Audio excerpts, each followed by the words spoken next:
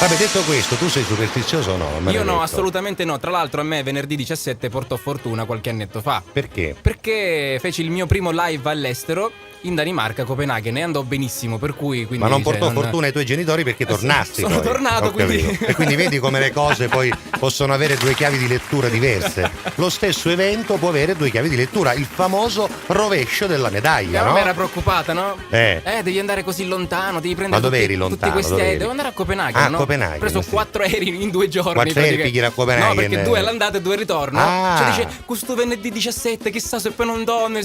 Ma tranquilla, dai, non ti preoccupare. Sono tornato, mi sono divertito, è andata benissimo, quindi voglio dire. Tutto questo l'ha detto solo per specchiamento, per dire a tutti che è stato a Copenaghen a fare una serata, hai capito? Ma non è vero. Che qua non vogliono manco per i compleanni dei 15 anni, no dei 18, dei 15 anni non lo vogliono, E poi lo chiamano a Copenaghen a fare la serata, ma tu ti rendi conto, lo pigliano con la limousine, lo portano da, lo accolgono come se fosse una star, Comis. Questa cosa è vera. Che da noi Comis è sinonimo di tappetino per la macchina e lui Comis.